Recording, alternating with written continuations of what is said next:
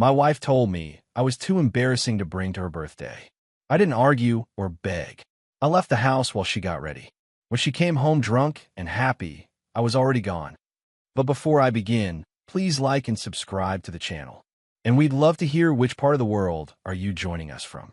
Let us know. Now, let's dive into today's story.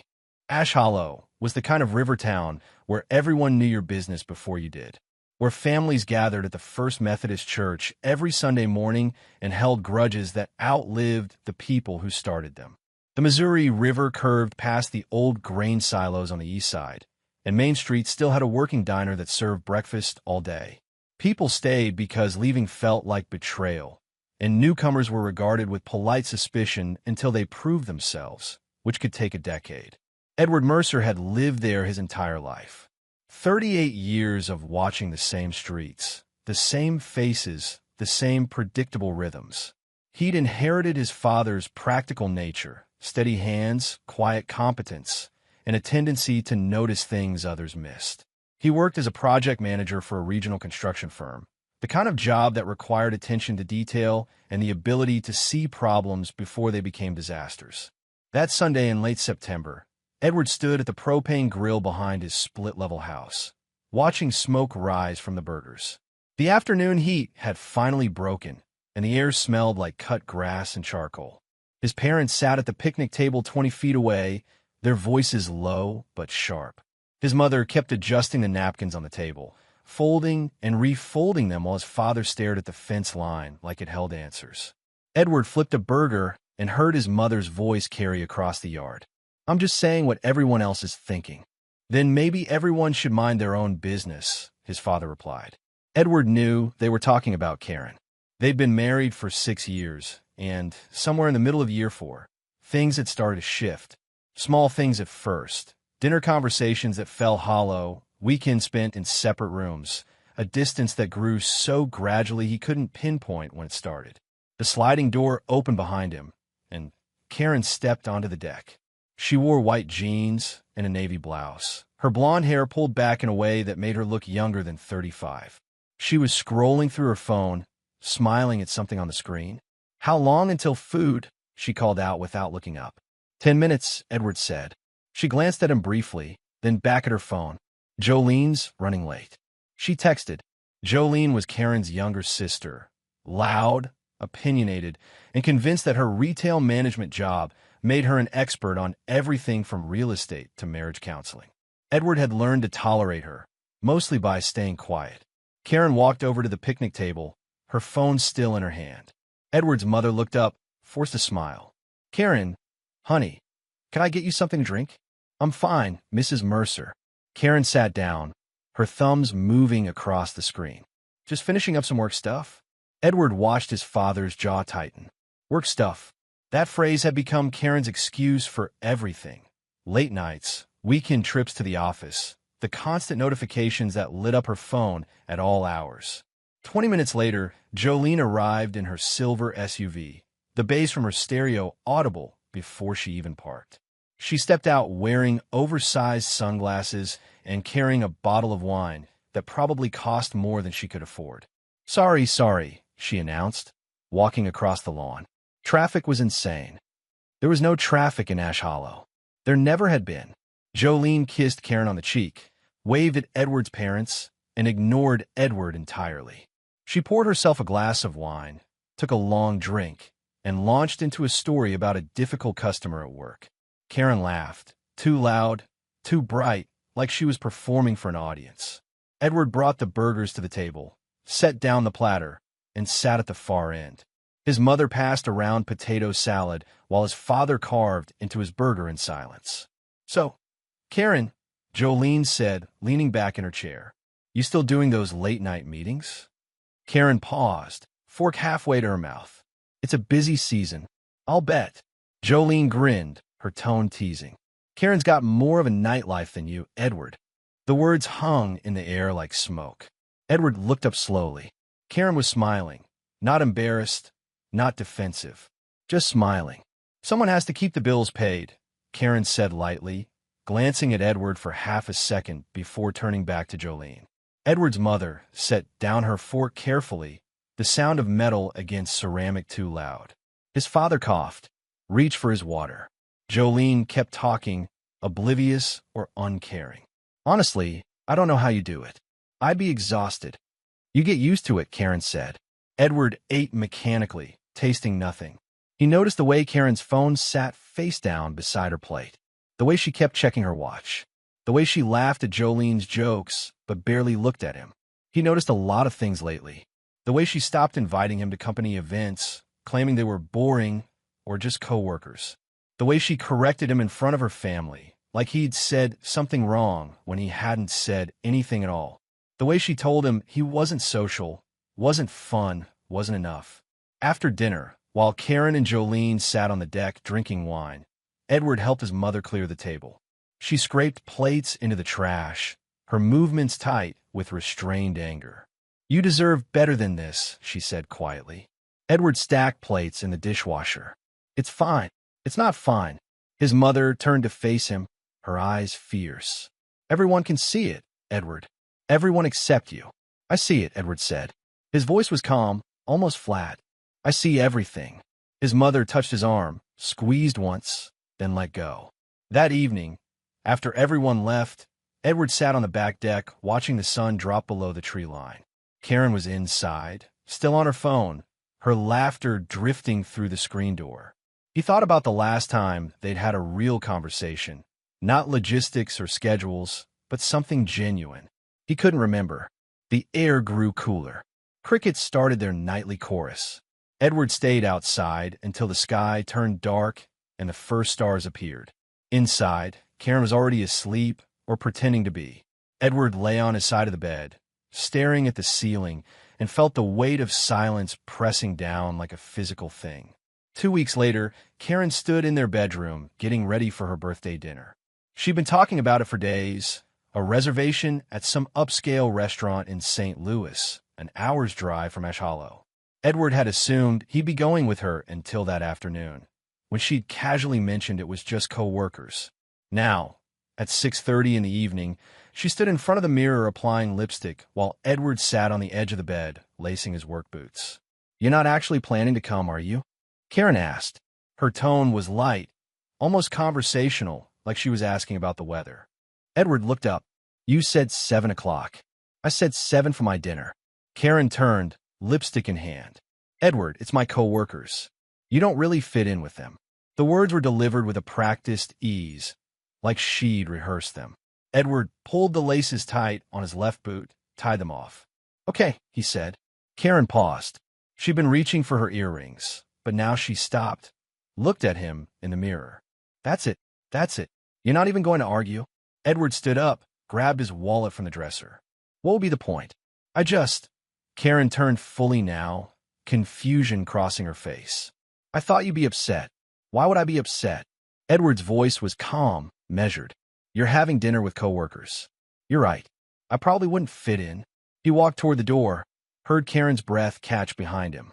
"Where are you going?" she asked. Out. Out where?" Edward stopped at the doorway, looked back at her. She was standing in the middle of their bedroom in a black dress he didn't recognize. Makeup perfect, hair styled. She looked like a stranger. "Does it matter?" he asked. He left before she could answer. The drive to his brother's place took 15 minutes. Wes lived on the north side of town in a small ranch house with a detached garage that he'd converted into a workshop. The porch light was on when Edward pulled into the driveway, and he could see Wes through the living room window, watching television. Wes opened the door before Edward knocked. "Figured you'd show up," Wes said. He was 2 years younger than Edward, broader in the shoulders, with the same quiet intensity their father had. He stepped aside, let Edward in. The house smelled like coffee and sawdust. Wes worked as a Finnish carpenter, and he brought his projects home more often than not. Edward sat at the kitchen table while Wes poured 2 cups of coffee, black, no sugar. They sat in silence for a while. Outside, a dog barked. A car passed on the street, its headlights sweeping across the wall. "How long you gonna wait before you say it?" Wes finally asked. Edward stared into his cup. The coffee was too hot, but he drank it anyway. "She's seeing someone," Edward said. Wes nodded slowly, like he'd expected this. "Mom thinks so too." That hurt more than Edward anticipated. The idea that his mother had seen it, that she'd been carrying that knowledge around, worried about him while he pretended everything was fine. How long has Mom thought that? Edward asked. Couple months, maybe. She didn't want to say anything unless she was sure. Wes leaned back in his chair. You know how she is. Doesn't like to gossip. This isn't gossip. No, Wes agreed. It's not. Edward set his cup down, rubbed his face with both hands. His wedding ring caught the light, gold, simple, a little scratched from 6 years of wear. There's something else, Wes said. His voice was careful now, like he was approaching a wounded animal. She's been borrowing against the credit line. Edward looked up sharply. What? Dad noticed it last month when he was helping you guys with the refinance paperwork. Karen added another draw. Told him it was for work clothes, that she needed to look professional for meetings. Edward felt something cold settle in his chest. The credit line was tied to the house, their house, the one they'd bought together 3 years ago. It was supposed to be for emergencies, for home repairs, not for whatever Karen was spending money on. How much? Edward asked. $8,000. Edward stared at his brother. $8,000. Gone. For work clothes. Why didn't Dad tell me? He wanted to. Mom talked him out of it. Said it wasn't their place, that you'd figure it out when you were ready. Wes leaned forward, his elbows on the table. But I'm telling you now because you need to know what you're dealing with. Edward nodded slowly. His mind was already working through the implications, the shared accounts, the joint credit, the mortgage. Karen hadn't just cheated on him. She'd involved their financial stability, their future, the foundation they'd supposedly been building together. Thanks for telling me, Edward said. What are you going to do? Edward stood up, walked to the window. Outside, the street was quiet. A porch light flickered 3 houses down. Somewhere in the distance, a train whistle sounded, low and lonesome, heading south along the river. I don't know yet, Edward said. But that was a lie. He already knew. He just wasn't ready to say it out loud. He stayed at Wes's place until midnight, then drove home. Karen's car was in the driveway, the house dark except for the porch light. Edward went inside, walked past the bedroom where Karen was sleeping, and lay down on the couch in the living room. He stared at the ceiling, listening to the house settle around him. He was done pretending. The next morning, Edward woke early.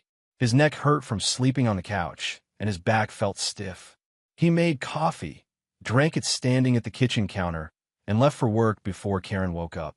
At the office, he went through the motions, reviewed blueprints, answered emails, attended a meeting about material costs.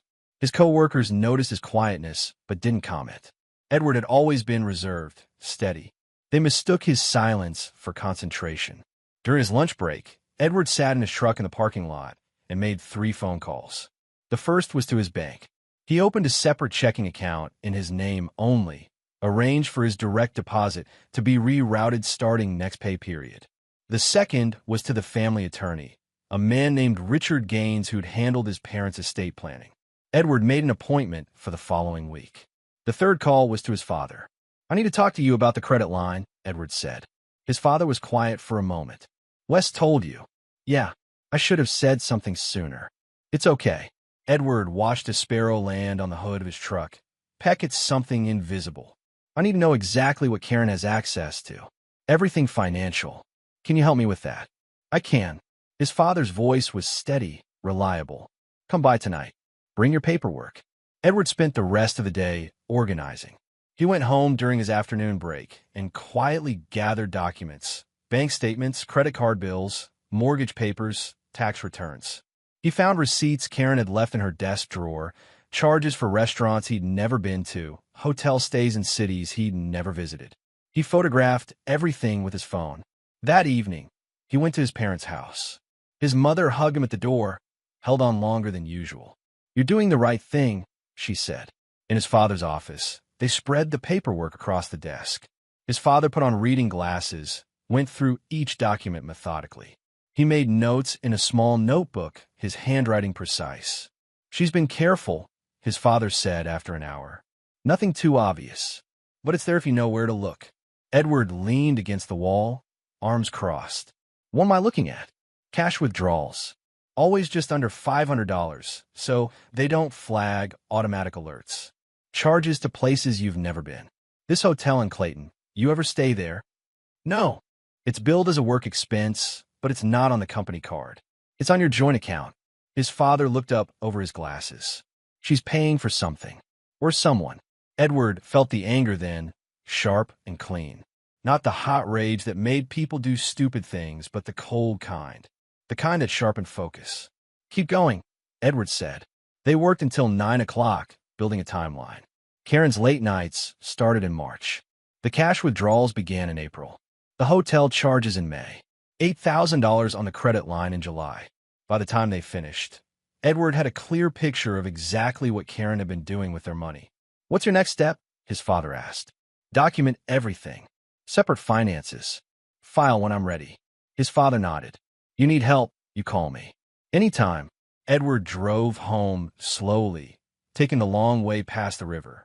The water was dark under the half moon, and the old bridge lights reflected on the surface like scattered coins. He thought about Karen, about the woman he'd married 6 years ago, and tried to remember when she'd changed. Or maybe she'd always been this way, and he'd just been too blind to see it. At home, Karen was watching television in the living room. She looked up when he came in. Where were you? She asked. Dad's place. Helping with some paperwork. Oh. She turned back to the screen. There's leftover pasta in the fridge if you're hungry. Edward stood in the doorway, looking at her. She was wearing sweatpants and one of his old t-shirts, her hair in a messy bun. She looked comfortable, relaxed, like everything was normal. Thanks, Edward said. He went to the bedroom, changed clothes, and lay down on top of the covers. Karen came in an hour later. She got ready for bed without speaking, turned off the light, and climbed in on her side. In the darkness, Edward could hear her breathing. Slow, steady, already falling asleep. He stayed awake, his mind working through the details. He wasn't angry anymore. Anger required caring, and something inside him had shifted. He felt clear, focused. Karen had made her choices. Now Edward would make his. The affair wasn't dramatic. That was the worst part. If it had been explosive, passionate declarations, risky behavior, something cinematic, Edward might have felt justified in his anger. But it wasn't like that. It was mundane, predictable, the kind of thing that happened in small towns where people got bored and made stupid decisions. The man was Trent Waller. Edward had heard the name before. Ash Hollow was too small for true anonymity. Trent worked with Karen at the regional supply office, a sprawling warehouse complex on the outskirts of town that serviced construction companies across 3 counties. He was divorced, 42, with a reputation for living beyond his means. Edward had seen him once at a company picnic 2 years ago, standing near the beer cooler in expensive sunglasses and a polo shirt that looked tailored. Karen had introduced them briefly. This is Trent. He's in logistics. They'd shaken hands. Trent's grip was firm, practiced. He'd smiled and said something forgettable about the weather. Now, sitting in his truck outside the supply office on a Wednesday afternoon, Edward watched Trent walk across the parking lot to his car, a black Dodge Charger with chrome rims that probably cost more than his monthly rent. Trent moved with confidence, keys spinning around his finger, phone pressed to his ear. Edward had taken the afternoon off work, told his supervisor he had a dental appointment. Instead, he'd driven to Karen's office and waited. He wasn't following them, wasn't confronting anyone. He just needed to see it, needed to confirm what he already knew. Karen emerged from the building 15 minutes later. She was laughing, looking down at her phone. Trent's Charger was parked 3 spaces away. Edward watched as Karen glanced around the parking lot. A quick, furtive look, then walked over to Trent's car. Trent rolled down the window. They talked for maybe 30 seconds, Karen leaning down, her hand resting on the doorframe. Then she smiled, straightened up, and walked to her own car. Edward started his truck and left before either of them noticed him. That evening, he acted like nothing had happened. He came home, made dinner, asked Karen about her day. She told him it was busy, stressful, lots of inventory issues. She ate quickly, barely tasting the food, and spent the rest of the evening on her laptop in the bedroom. Edward cleaned the kitchen, then went to his workshop in the garage. He'd been building a bookshelf for his mother. Oak, hand-joined, meticulous. He measured twice, cut once, sanded the edges smooth. The work required focus, precision. It kept his hands busy and his mind clear. Around 10 o'clock, his phone buzzed. A text from Wes. "You good?" Edward typed back. "Yeah, making progress. Let me know if you need anything." Edward set the phone down and went back to work. The saw hummed. Sawdust collected on his boots. Outside, the night was quiet except for the distant sound of traffic on the highway. He didn't confront Trent. He didn't threaten Karen. He didn't do any of the things people expected from betrayed husbands in small towns where everyone was watching. Instead, Edward quietly separated their finances. He moved his paychecks into the new account. He stopped contributing to the joint account beyond his agreed-upon share of the mortgage. He documented every transaction Karen made: the restaurants, the hotels, the cash withdrawals. Late at night, when Karen was asleep, Edward would sit at the kitchen table with his laptop and go through their credit card statements.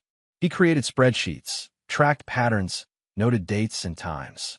He found charges for jewelry he'd never seen her wear, dinners at expensive restaurants in St. Louis on nights she'd claimed to be working late, a weekend stay at a bed and breakfast in Hermon when she'd told him she was at a conference. He saved everything, printed copies, made backups on a thumb drive he kept in his truck. To anyone watching, Edward looked like a man trying to save his marriage. He was polite to Karen. He didn't pick fights. He asked about her day and listened to her complaints about work. He played the role perfectly. Karen mistook his silence for weakness. She grew bolder, less careful. The late nights became more frequent, the excuses more transparent. She stopped trying to hide the text messages, would sometimes smile at her phone right in front of him. One evening in late October, Edward came home to find Karen packing a small overnight bag. "Going somewhere?" he asked. "Team building retreat. I told you about it last week." She zipped the bag, checked her reflection in the mirror. "We're staying overnight at some resort near Lake of the Ozarks." Edward had checked the company calendar that morning. There was no retreat scheduled. "When will you be back?" he asked. "Tomorrow afternoon." "Late. Okay." Karen paused, studying him. "You're really okay with this?" "Why wouldn't I be?" She shrugged, picked up her bag. "I don't know. You've just been different lately." "Different how?" "Quiet. More than usual." She walked past him toward the door. "Anyway, I'll see you tomorrow." Edward watched her leave. He heard her car start, saw the headlights sweep across the living room wall as she backed out of the driveway. He waited 5 minutes, then called the resort she'd mentioned, asked if they had a group booking for her company. "No, sir," the receptionist said. "No corporate events this week." Edward thanked her and hung up. He spent that evening at Wes's place. They watched a football game, drank beer, didn't talk about Karen. But when Edward was leaving, Wes walked him to his truck. "You're handling this better than I would," Wes said. "Am I?" "Most guys would have lost it by now." Edward leaned against the truck, looked up at the sky. The stars were bright, the air cold enough to see his breath. "Getting angry doesn't change anything," Edward said. "She's going to do what she's going to do.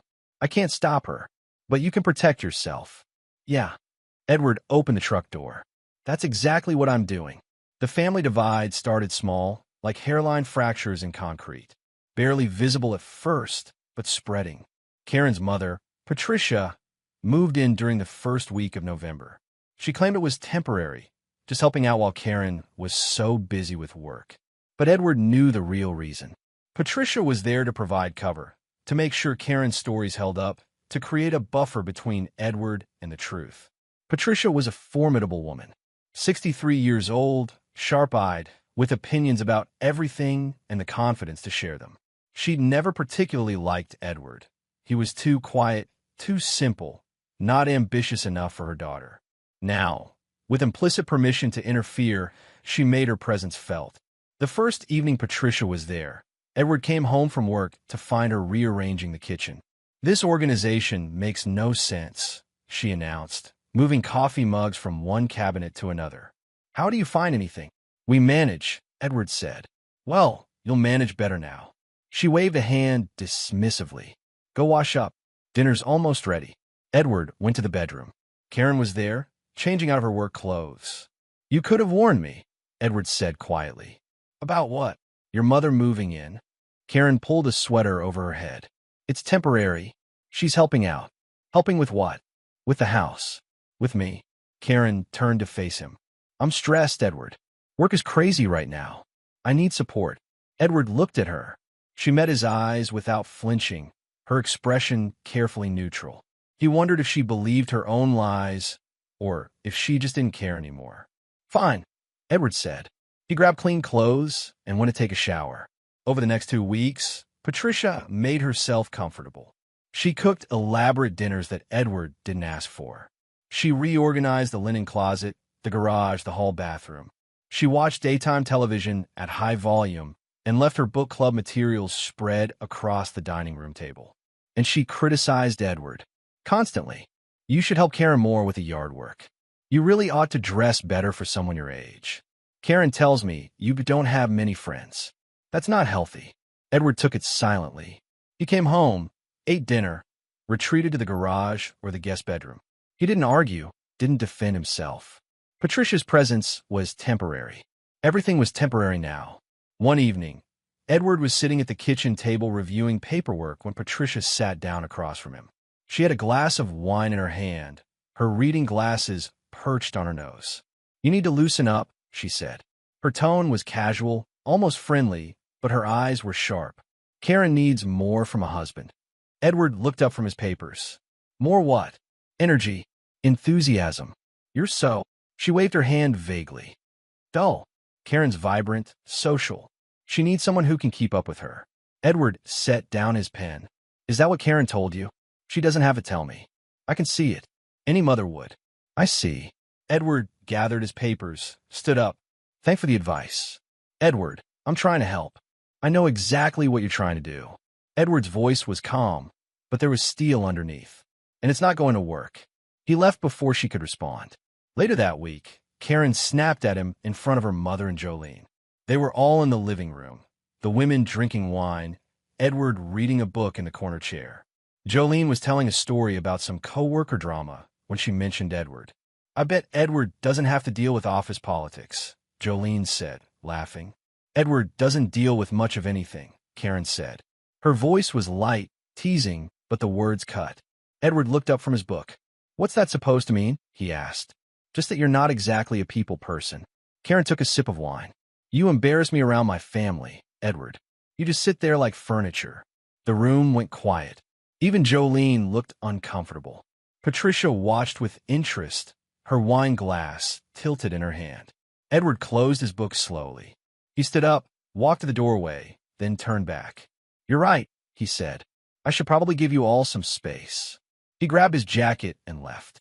That sentence, you embarrass me, sealed it. Not because it was cruel, though it was, but because it was honest. Karen had finally said what she'd been thinking for months, maybe years. She was embarrassed by him, ashamed. He wasn't enough. Edward drove to the river, parked near the old boat launch where he used to fish with his father. The water was dark, moving slow. He sat on the hood of his truck and called the attorney. Richard Gaines. Richard, it's Edward Mercer. I need to move the timeline up. How soon? Edward watched the river. A barge moved upstream, its lights reflecting on the water.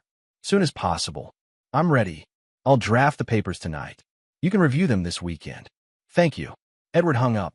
He sat there for another hour, listening to the water lap against the shore, feeling the cold November air settle around him. When he finally went home, the house was dark. Patricia had gone to bed. Karen's car was in the driveway, but her bedroom door was closed. Edward slept on the couch. It was becoming a habit. Karen didn't come home the night after her birthday. Edward knew she wouldn't. The pattern was predictable now. Big events, birthdays, holidays, long weekends were opportunities. Karen would manufacture an excuse, stay out late, sometimes overnight.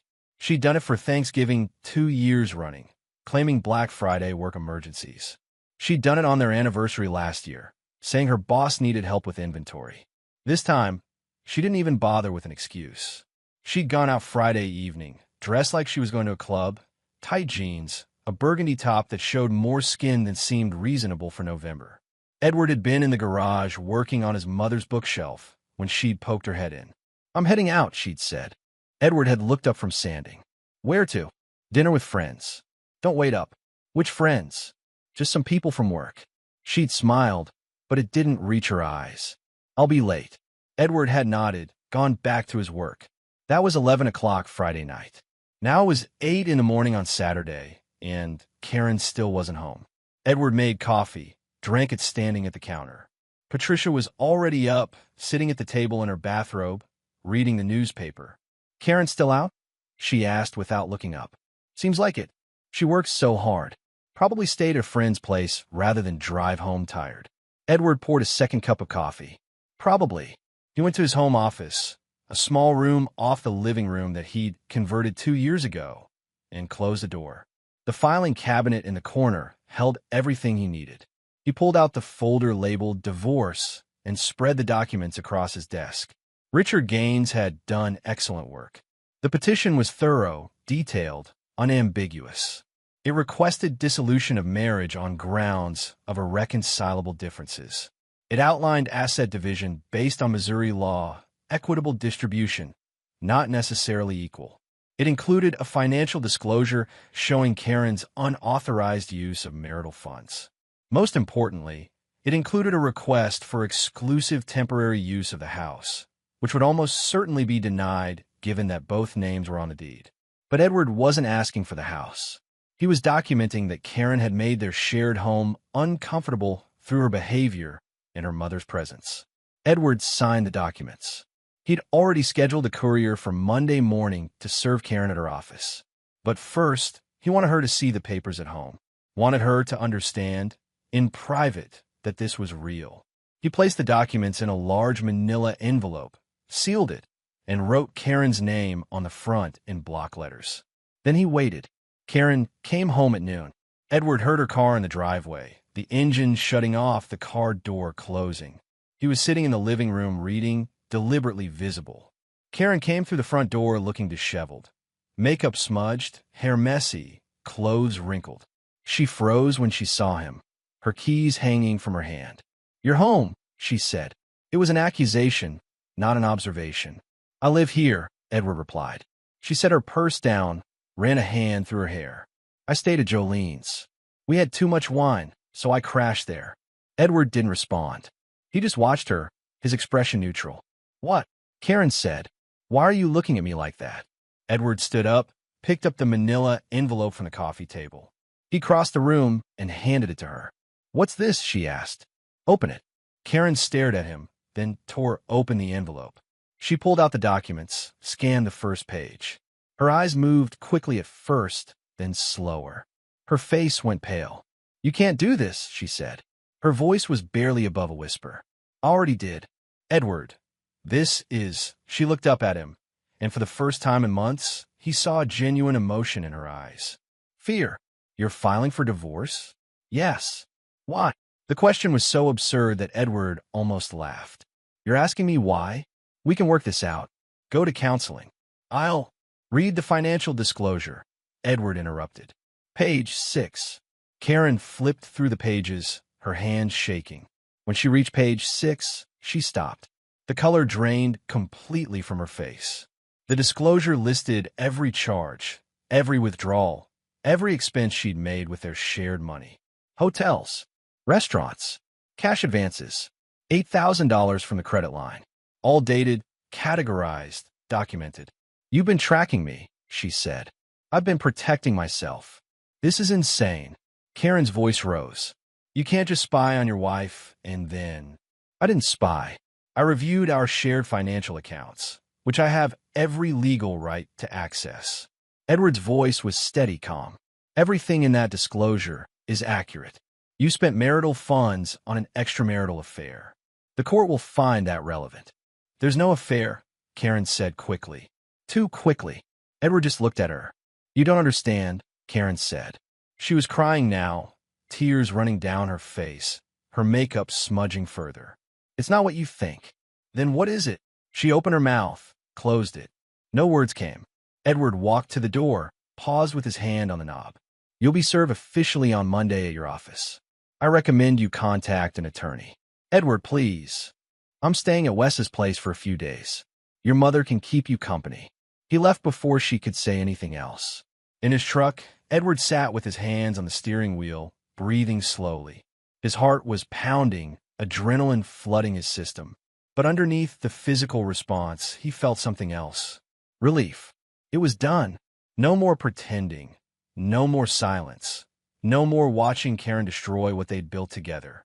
He started the engine and drove to Wes's house. His brother opened the door, took one look at Edward's face, and stepped aside. "You told her," Wes said. "I told her." They went to the kitchen. Wes poured coffee, even though it was afternoon and neither of them needed caffeine. They sat at the table in silence. "How'd she take it?" Wes asked. "She tried to deny it. Then she tried to bargain. Then she cried. And you?" Edward wrapped his hands around the coffee mug, felt the warmth seep into his palms. "I feel clear, like I've been carrying something heavy and finally set it down." Wes nodded. "Good. That's good." Edward's phone buzzed. A text from Karen. "We need talk." Then another. "Please come home." Then a third. "I'm sorry." Edward turned the phone face down on the table. "She's going to keep trying," Wes said. "I know." "You going to answer?" Edward thought about it. About Karen standing in their living room holding divorce papers, finally understanding that her choices had consequences. About Patricia, who would probably be on the phone right now calling relatives, spinning the story to make Edward the villain. About Jolene, who'd probably known about Trent all along and said nothing.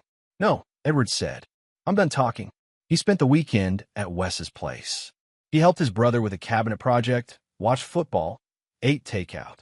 His phone kept buzzing, texts from Karen, then from Patricia, then from numbers he didn't recognize. He didn't answer any of them. Sunday evening, his mother called. "I heard," she said. "Are you okay?" "I'm fine, Mom. I'm proud of you." Her voice was firm, fierce. "You did the right thing." "Thanks. Your father wants to talk to you." "About the house." Edward switched the phone to his other ear. "What about it?" "You're both on the deed. Both liable for the mortgage. You need to decide what happens with it." "I know. Richard's handling it." "Good." A pause. "Edward." "Yeah. Don't let her guilt you into changing your mind. This is the right thing. You know that, don't you?" Edward looked out Wes's kitchen window at the dark street beyond. Somewhere in town, Karen was probably crying. Patricia was probably plotting. Jolene was probably posting vague, sympathetic messages on social media. He felt nothing. "I know, Mom," he said. "I'm not changing my mind." The legal process moved faster than Edward expected. Richard Gaines was efficient, precise, and utterly unsentimental about the whole thing. "Marriage is a contract," Richard explained during their meeting on Tuesday morning. "When one party breaches that contract through infidelity and financial misconduct, the dissolution is straightforward. Missouri is a no-fault state, so we don't technically need to prove the affair, but the financial component changes the equation." They were sitting in Richard's office, a modest suite above the hardware store on Main Street. The walls were lined with law books that looked like they'd actually been read, and the desk was organized without being sterile. Edward sat across from Richard with a folder full of documentation. "The credit line withdrawal. Can we get that back?" "We can request it." Richard leaned back in his chair, fingers steepled. "Whether the court orders restitution depends on whether we can prove the money was spent on non-marital purposes. Your documentation helps, but we'll need to show a clear pattern." "I have a pattern." Edward spread out the papers. Bank statements highlighted in yellow, credit card bills with suspicious charges circled, a timeline he'd created showing Karen's spending correlated with her late nights and unexplained absences. Richard studied the documents with the careful attention of a surgeon examining an X-ray. After several minutes, he looked up. "This is thorough. Very thorough." He tapped one of the bank statements. "The cash withdrawals especially. Always under 500, always on Fridays. That's deliberate." She was trying to avoid triggering automatic fraud alerts. "Can we use that?" "Absolutely." Richard made notes on a legal pad. "The court doesn't like financial deception. It suggests intent to hide assets or expenditures. Combined with the hotel charges and restaurant bills, we can make a compelling case that she spent marital funds on an affair." "What about Trent Waller?" Richard looked up. "The other man? He's got debt. I did some checking. He filed for bankruptcy 3 years ago, bounced checks at the local credit union, and his ex-wife sued him for unpaid child support." "How'd you find all that?" "Public records and small-town gossip." Edward allowed himself a thin smile. Turns out a lot of people in Ash Hollow don't like Trent Waller. Richard leaned forward, interested now. Are you suggesting Karen was supporting him financially? I'm suggesting the $8,000 from the credit line didn't go to her clothes. Richard was quiet for a moment, thinking. Then he nodded. I'll file a motion to compel financial records. If Karen used marital funds to pay Waller's debts, that's relevant. The court will want to know. How long until the hearing? Missouri requires a 30-day waiting period from the date of service. Given the complexity of your assets, the house, the retirement accounts, the joint debts, we're looking at 60 to 90 days for a full hearing. But we can request temporary orders in the meantime. Like what? Exclusive use of the house, temporary support, restraining orders on shared accounts. It protects you while the case is pending. Edward thought about Patricia, still camped out in his guest bedroom. About Karen, who'd been calling him nonstop since Saturday. About the house that no longer felt like home. I don't want the house, Edward said. She can have it. I just want the equity settlement to reflect what she owes. You sure? That house is worth $200,000 at least. I'm sure. I'll get half the equity minus what she owes me. That's fair. Richard made a note. All right, I'll draft the temporary orders. Anything else? She's going to fight this. Most people do. I mean, really fight it. Her mother's involved now. They'll hire an attorney, try to drag this out, make it expensive. Richard set down his pen, gave Edward a level look. Edward, I've been practicing family law in this county for 20 years. I've seen every tactic, every manipulation, every attempt to delay or obfuscate. Your wife can hire the best attorney in St. Louis, and it won't change the facts. She used marital funds improperly. She had an affair. The documentation is solid. A judge will see through any smokescreen. So we're good. We're very good. You did the hard part, gathering evidence, protecting your assets, maintaining your composure. Now let me do my job. Edward left Richard's office feeling strangely calm. He'd expected the legal process to be overwhelming, adversarial, exhausting. Instead, it felt mechanical, clinical, like a necessary surgery, painful but ultimately healing. Karen hired an attorney from St. Louis. Edward found out from Wes, who heard it from their mother, who heard it from a friend at church whose daughter worked at the law firm. The attorney's name was Monica Priestley, and she had a reputation for being aggressive in divorce cases. She specialized in what she called defending women's interests, which meant she fought hard for alimony, asset division, and portraying her clients as victims. Edward wasn't worried. The first indication of Monica's strategy came 2 weeks after Karen was served. Edward received a certified letter at Wes's address, a formal response to the divorce petition along with a counterpetition. Karen was asking for spousal maintenance, half of Edward's retirement account, 60% of the house equity, and reimbursement for emotional distress. Edward handed the papers to Richard. Emotional distress? Edward said, she's claiming I caused her emotional distress? Richard scanned the document, his expression unchanged.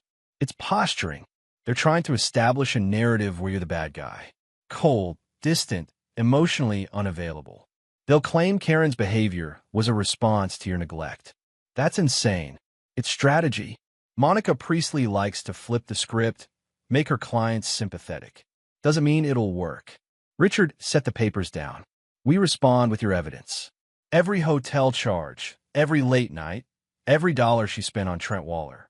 The truth doesn't care about narratives. What about the spousal maintenance request? Missouri law requires maintenance when one spouse lacks sufficient property and income to meet their reasonable needs. Karen has a job. She makes decent money. Unless she can prove genuine financial need, the request won't hold. And the retirement account? That's marital property, subject to division.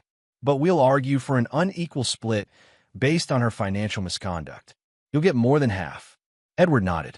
When do we respond? 30 days. I'll draft a reply addressing each claim point by point. In the meantime, don't contact Karen directly. All communication goes through me. That won't be a problem. The twist came in early December. Edward was at work reviewing a material shipment when Richard called. We got lucky, Richard said. Really lucky.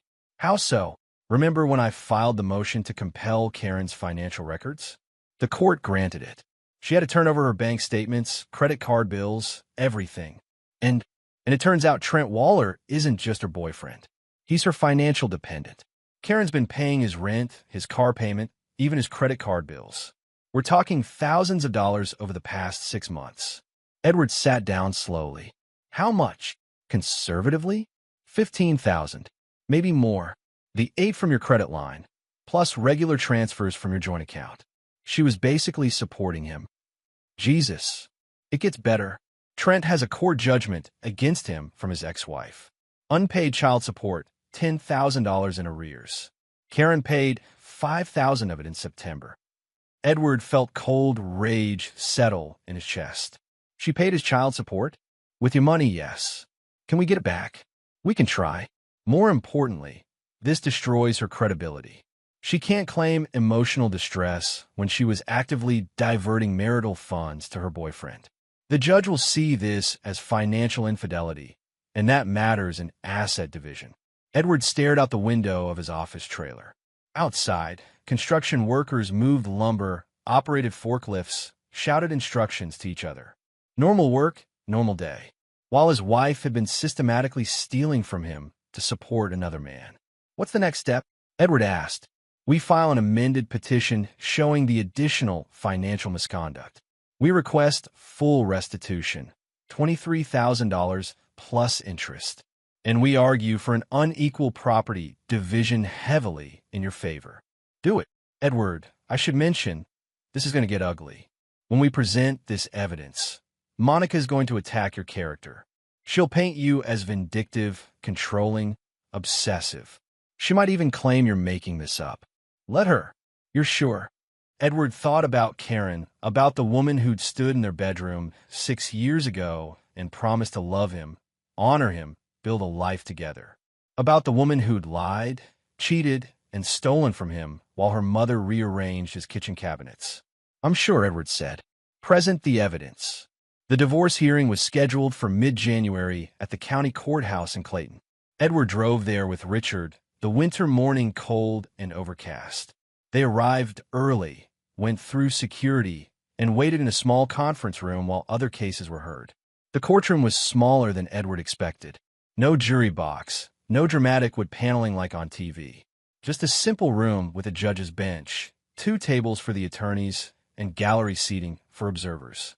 Karen was already there when Edward entered. She sat at the left table with Monica Priestley, wearing a dark blue dress and minimal makeup. She looked smaller, somehow diminished. When she saw Edward, her eyes filled with tears, but she didn't speak. Patricia was in the gallery, along with Jolene. On Edward's side sat his parents, Wes, and a few family friends. Judge Marianne Chun presided, a woman in her 50s with reading glasses and a no-nonsense demeanor. She reviewed the case file while the attorneys approached the bench for preliminary discussions. Then, the hearing began. Richard presented Edward's case methodically. He walked through the timeline, Karen's late nights, the unexplained expenses, the credit line withdrawal. He presented bank statements showing transfers to Trent Waller. He showed receipts for hotels, restaurants, even jewelry. Monica objected frequently, claiming the evidence was circumstantial, that Edward had spied on Karen, that the financial records were taken out of context. Judge Chun overruled most of the objections. When it was Monica's turn, she tried to paint Edward as cold, controlling, emotionally distant. She called Karen to the stand. Karen cried. She talked about feeling lonely, neglected, unappreciated. She claimed Edward had stopped communicating, stopped trying in the marriage. She said the money she'd spent was her own, from her own earnings. Richard cross-examined carefully. Mrs. Mercer, did you or did you not pay Trent Waller's rent in July using funds from your joint account with Mr. Mercer? Karen hesitated. I helped a friend. A friend who you were having an affair with? I wasn't. Mrs. Mercer, did you stay overnight at the Riverside Hotel in St. Louis on August 14th? Yes. Was Mr. Mercer with you? No. Who paid for that room? I did. With which credit card? Karen's voice was barely audible. The joint card. Richard didn't grandstand. He just let the facts speak.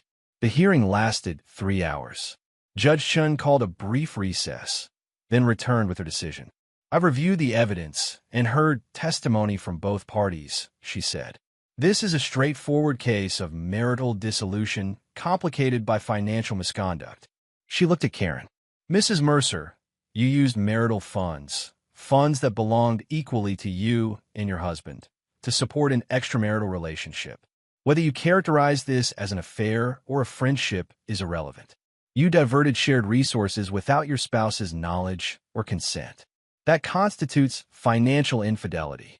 Monica started to object, but Judge Chun raised a hand. "I'm granting the divorce on grounds of irreconcilable differences. As for asset division, I'm ordering the following. The marital home will be sold, with proceeds divided 60-40 in Mr. Mercer's favor. Retirement accounts will be split 70-30 in Mr. Mercer's favor.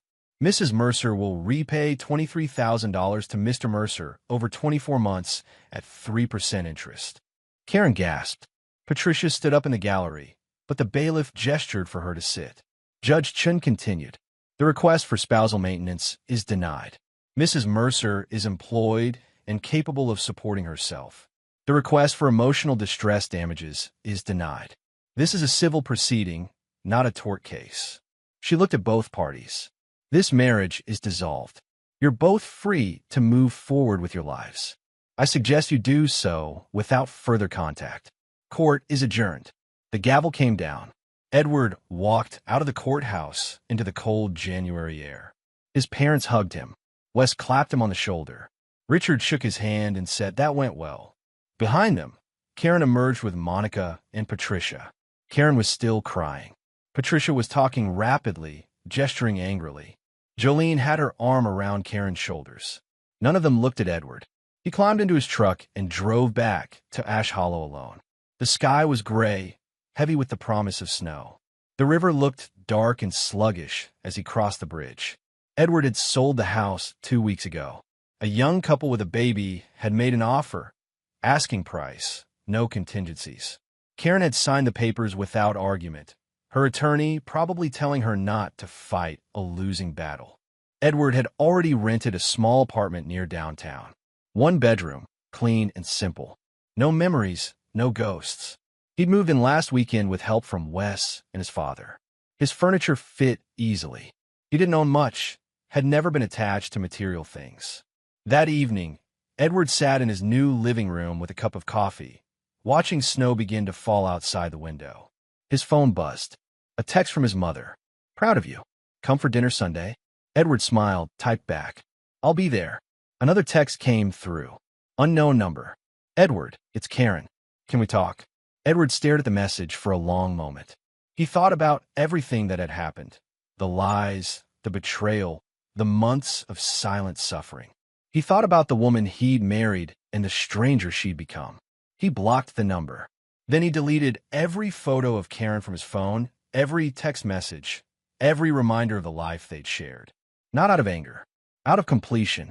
3 months later, Edward sat on Wes's back porch, helping his brother prep lumber for a new deck. It was early April, and the weather had finally turned. The air smelled like fresh-cut grass and possibility. "Heard Karen's moving to Kansas City," Wes said, measuring a board. "Good for her," Edward said. Jolene told Mom. Said Karen got a job transfer, wanted a fresh start. "Makes sense." Wes looked at his brother. "You really don't care anymore, do you?" Edward set down the saw, wiped sawdust from his hands. "No, I don't. That was fast." "Was it?" Edward thought about it. "I stopped caring the night she told me I embarrassed her. Everything after that was just logistics." Wes nodded, went back to measuring. Edward's phone buzzed. He pulled it out, saw a text from a number he didn't recognize. "This is Trent. We should talk." Edward almost laughed. He showed Wes the message. "What are you going to do?" Wes asked. Edward deleted the message, blocked the number. "Nothing. There's nothing to talk about. You don't want to tell him off? Let him know what you think." "Why? He knows what he did. So does Karen. They have to live with that." Edward picked up the saw again.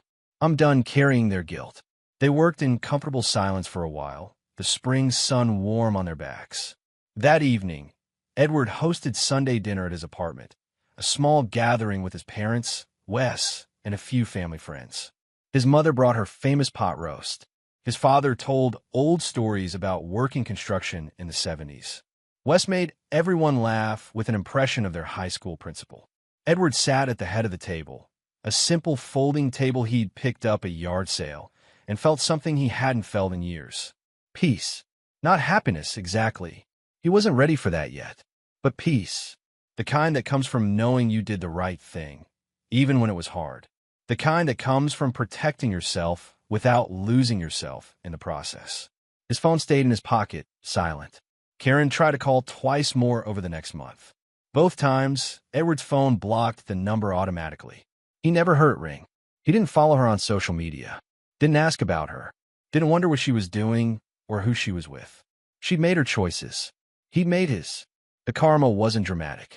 There were no explosive confrontations, no public humiliations, no revenge served cold. Karen lost her security, her standing in the community, her family's respect. She lost the house, most of the retirement savings, and the comfortable life she'd taken for granted. But she'd lost something more important, the chance to hurt Edward ever again. Edward didn't win in the traditional sense. He didn't gloat. He didn't post cryptic messages online or badmouth Karen to mutual acquaintances. He simply rebuilt, quietly, deliberately, with the support of family who'd always had his back. He started taking woodworking classes at the community college, joined a rec league softball team, had coffee with a woman he met at the hardware store, though nothing came of it. He wasn't ready yet, but he would be. Eventually, summer arrived, hot and humid the way Missouri summers always were. Edward finished his mother's bookshelf, oak, hand-joined, with 3 shelves and decorative corbels he'd carved himself. He delivered on a Sunday, helped his father install it in the living room. His mother filled it with family photos, old books, and small mementos from trips taken years ago. She stood back, admiring it. "It's beautiful, Edward," she said. "Thanks, Mom." She looked at him, her eyes searching. "Are you happy?" Edward considered the question. Was he happy? He wasn't sure, but he was free. Free from lies, from betrayal, from the weight of a marriage that had become a prison. "I'm getting there," he said. And that was enough. On a warm evening in late August, Edward sat on his apartment balcony with a beer, watching the sun set over Ash Hollow. The river caught the last light, turning bronze and gold. Swallows dipped and dove over the water, catching insects. His phone sat on a table beside him, silent. No call from Karen. No text from Trent. No drama. No crisis. No chaos. Just silence. The good kind. Edward raised his beer in a quiet toast to himself, to survival, to strength, to the simple dignity of walking away with his integrity intact. Then he took a long drink and watched the day end, grateful for the peace he'd fought so hard to earn. The karma hadn't been dramatic. It had been final, and that was better than any revenge could ever be.